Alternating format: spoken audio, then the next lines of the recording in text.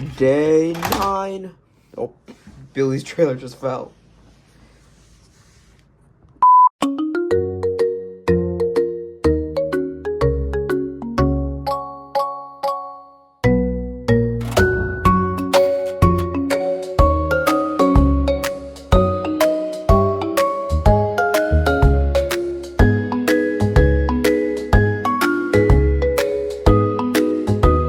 Day 9 of 2025. 25 days, 25 reviews. And today is actually going to be the first viewer requested one. That being XRS moderator Dino Draftsky, suggested IG and NASCAR fan.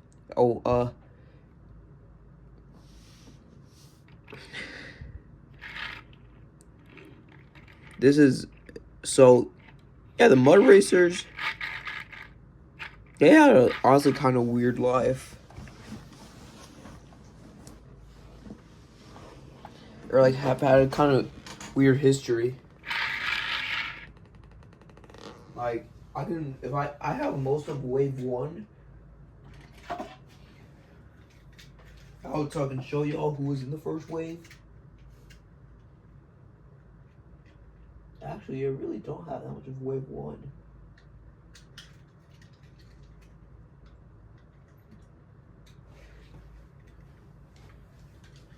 But I do have 3 of wave 1. 3 cars from wave 1. So, yeah, the mud racers have had about 3 to 4 different waves. I'd say, I'm pretty sure it's 3. The first wave had Lightning McQueen, Jackson Storm, Cruz Ramirez, Cal Weathers, Barry D. Peddle, and Speedy Comet. Originally, Speedy was not meant to be in the line, but instead Rub Meeker, but I'm pretty sure Rub got canceled. Then in Wave 2,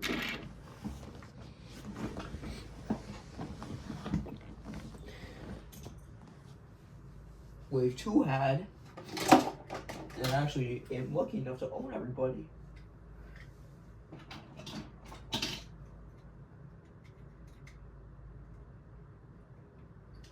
From this wave. Wave 2, beside the other cards that were in the second wave along with Dino were TG Castlenut, George Newen, and Steve Slick LePage. And the fact is, this was released before normal George. I'm pretty sure this is back when George didn't even have his name.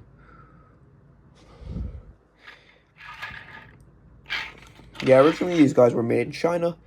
Yeah, but the rest of Wave 2, I actually got these guys all at, like, I'm pretty sure it's 5 Below. And these guys were made in Vietnam instead. And what these cars were all known for doing is having, like, suspension. They also had 3 deluxes, Miss Fritter, RV, and Mater. Yeah, and people were not that big of a fan of the mud racers.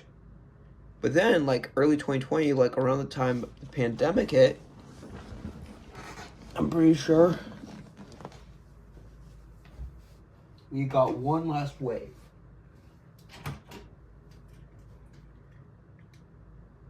And the cards that were meant to be in the final, and these last cards that were in the last wave are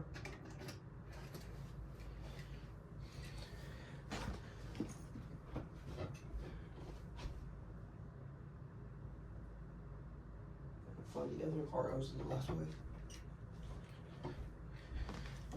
Yeah, I actually do have one of these cars, and like I'm pretty sure these were like only exclusive in like Europe or Australia, I want to say.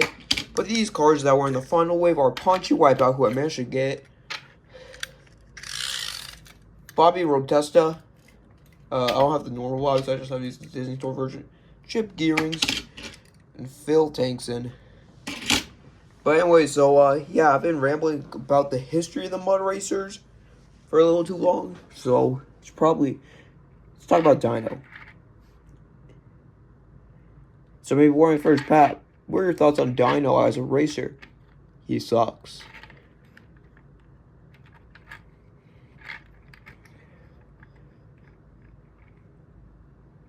In fact, Chip feels more like the clutch aid racer here.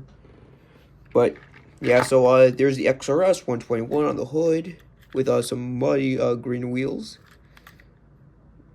There's the XRS logo there again with the X and green. Same thing for the hood and the other side. And oh my god, it took me 5 years of owning this dude to realize he's just copying Speedy. Because Speedy's known for having the half blue and orange. Yet Dino here is copying Speedy with half blue and white. So dang, Dino really starting to copy Speedy. Oh my god. Bro isn't even just a poor copycat of Kevin, he's just a poor copycat of Speedy. Yeah, but anyways, enough bullying Dino. The Lightyear logo on the fender. Like, it's generally weird how the Cars 3 stock cars have this.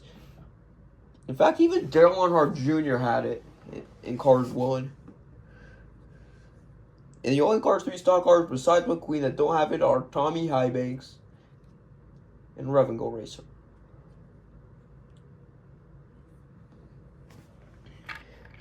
So yeah, then there's just a brown base, the back with the clutch aid logo. Contingency sponsor is just octane and RPM revolting the clutch aid. So the piston cup's not on there.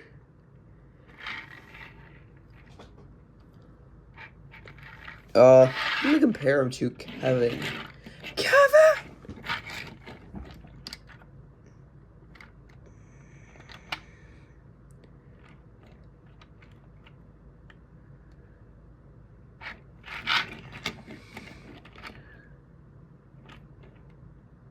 Yeah, I mean, bro uses white more. I mean, Dino does use white more than Kevin does.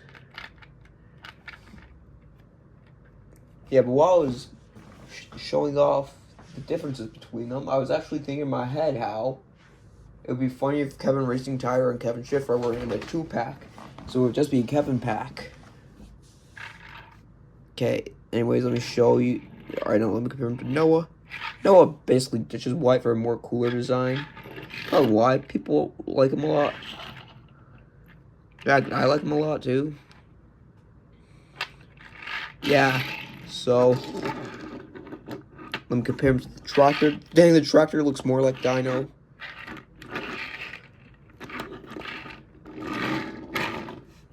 So, yeah, that concludes the review for day 9, but we still gotta spin to see who will be on day 10.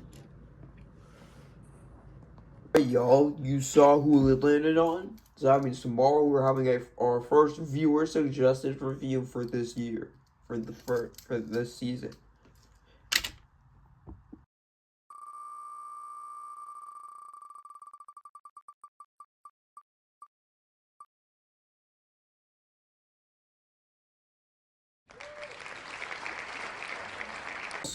You all saw who it landed on. So stay tuned for tomorrow where the review is going to be Conrad Camber.